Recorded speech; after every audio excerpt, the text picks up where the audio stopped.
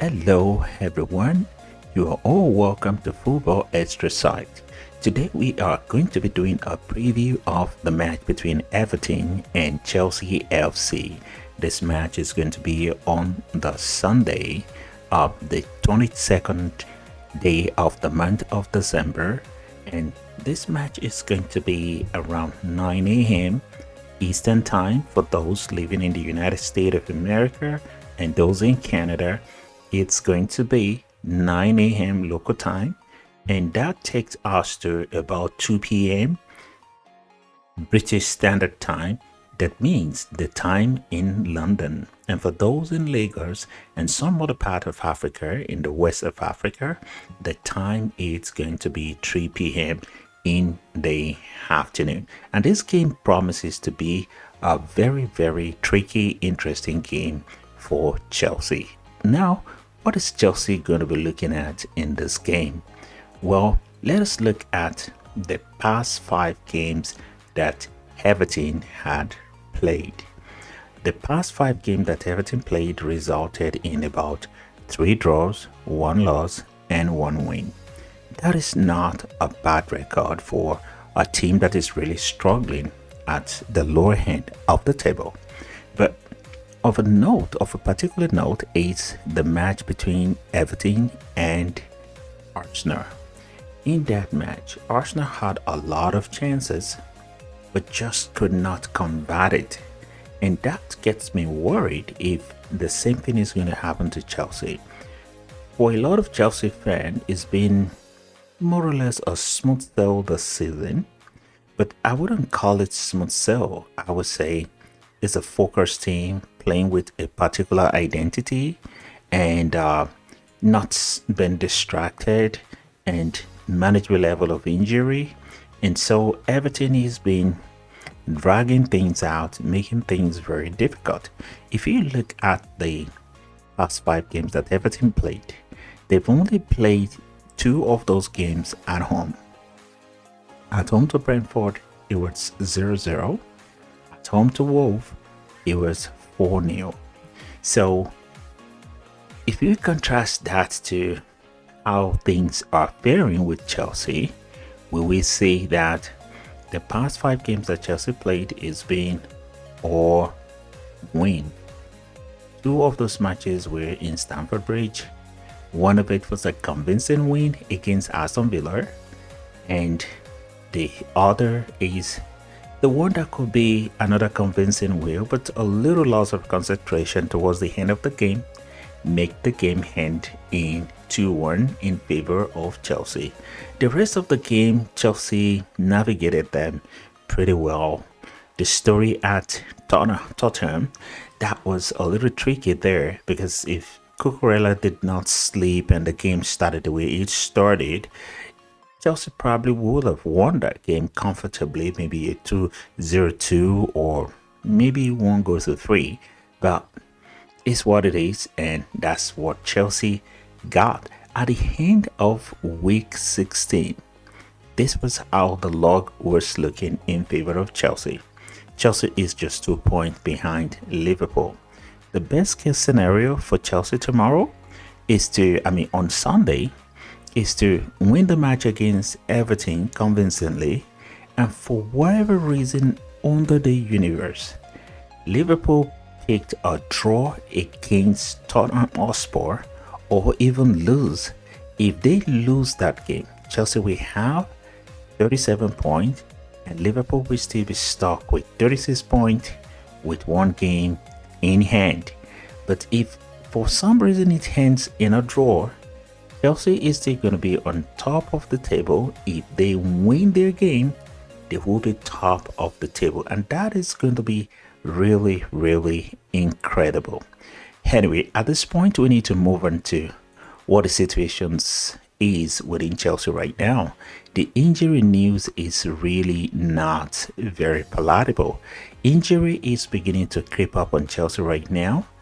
On this screen, as you can see, we have Benoit Badiashile, we have Romeo Live here, and we have Wesley Fofana all out.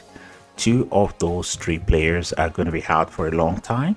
We do not know specifically what long time means in this case, but from all indication, it looks like we're not going to see them again this year, and possibly early part of next year, like the whole month of January, we're not most likely to see this gentleman return into the team.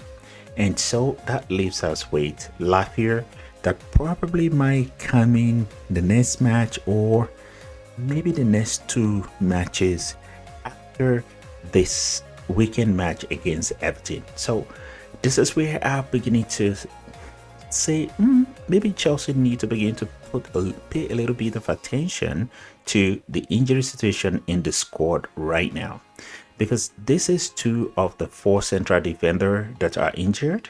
The other three remaining, one of them is really not so reliable the way Chelsea really wants to play going forward, talking of Axel Disasi. And then you have the two other ones, Levi Koho and Tosin Adarabioyo. And Tosin is, I just don't know how to place Tosin. By now in his career, he should be very established and he should be playing better than he's playing right now. But maybe a couple of run of game is going to get him in the groove, and then we will see a better Tosin. But at this point, it makes a lot of sense to say that Chelsea probably need to begin to think of how to bring in another central defender before in this next window. Now, during the press conference yesterday, when Maresca was being asked a couple of questions about the transfer window, how the squad is and all that, he gave indication that few players who are probably not happy if they are not happy and they come to the office to say hey, or knock on the door to say they want to go, they're not going to stop any player from going.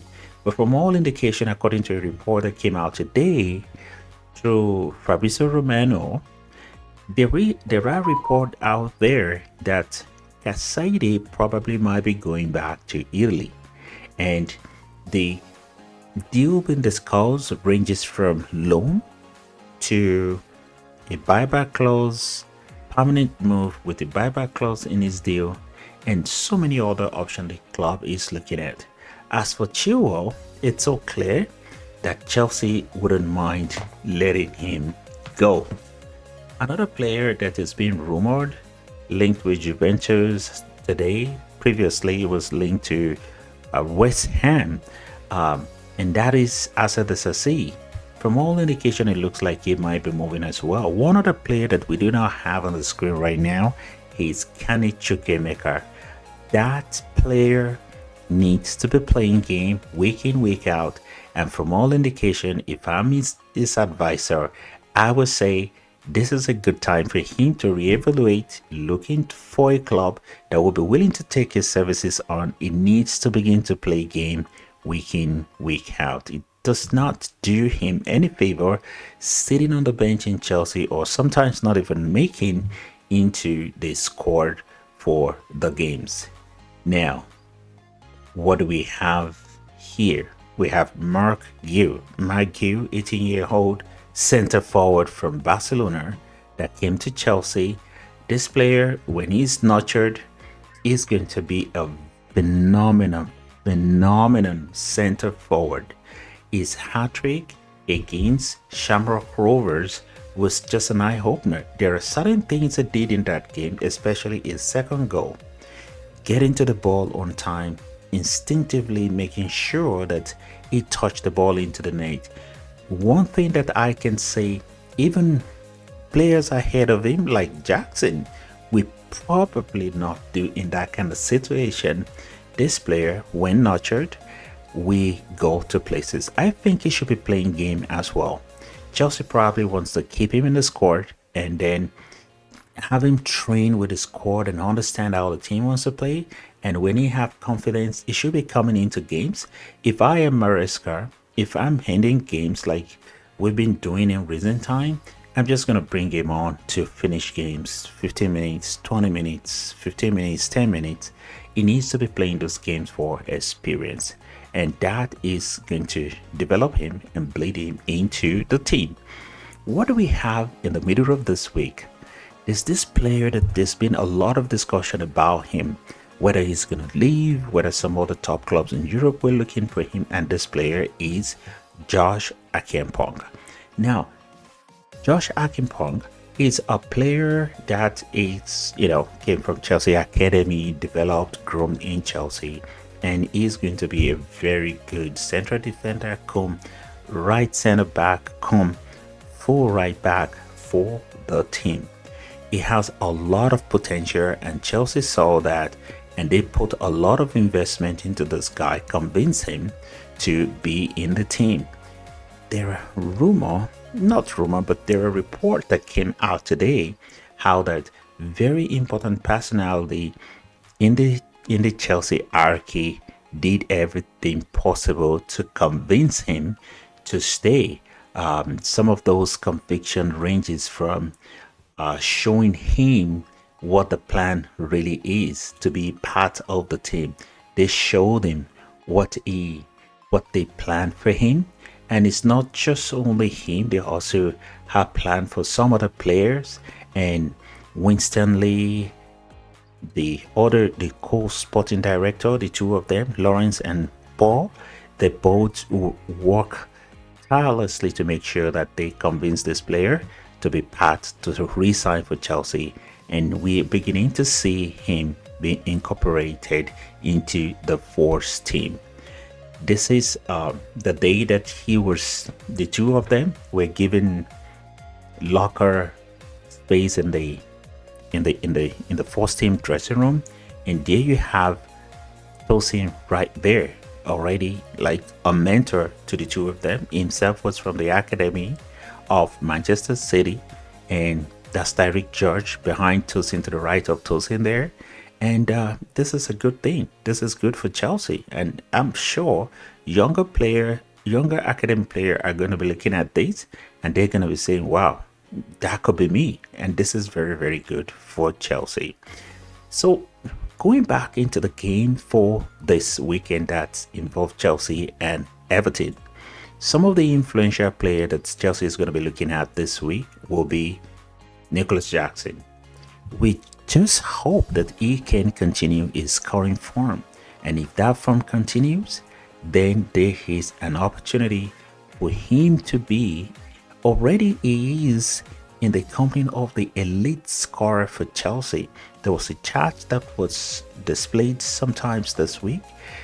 After first 50 games for Chelsea, players who had 20 or more goals, Jackson is number 3 on that list, far above even Drogba, and that speaks volume of what Chelsea have in this young player that is developing in the hand. Another influential member that Chelsea we expect this weekend is going to be Enzo Fernandez. Will he be able to inspire, provide assists, if possible, step into the box and nick one in himself? Well, time will tell the rest of it. Here we have Jackson again. The numbers that he's had this from 2023-2024, he's had 23 goals. That is from the start of last season to almost midway of this season, 23 goals. And look at the company of who is right there, a goal machine from Liverpool. So this is good, and this can be credited to Don Maresca. Don Maresca has done a good job. There's been a lot of talk about Chelsea's goalkeeper, whether he's going to be the guy that is not going to let Chelsea win the league this season. I think those talks, sometimes it's legitimate, sometimes it's just overblown. This player kept it simple in the last game, and I remember in one of our videos we said he deserves his flower. People should just praise him for how he performed in that game. So if he can keep it simple till he can really get into the reading of making early decision, the right decision, he's going to be a good goalkeeper for Chelsea. But from all indication, Chelsea is on the lookout for another goalkeeper. What do we think is going to be the the score, I mean the lineup for Chelsea over the weekend, this is what we think is going to be. We think that Sanchez is still going to be in goal. And then in possession, when we play, typically we set up this way in possession. And then when we are out of possession, we also set up differently. This is how we think Chelsea is going to play today. If Cucurella did not pick that yellow card, is probably going to be playing in the place where we have Vega, and we are going to set up this way. The only other doubtful player I have in this list is going to be Madueke. If you don't say Madueke, it's probably going to be Pedro Neto, and I think things are going to be revolved between the two of them. As a matter of fact, as this we're having this video, I think Pedro Neto is going to be the guy to play in that position, and Madueke can come in later to finish the game.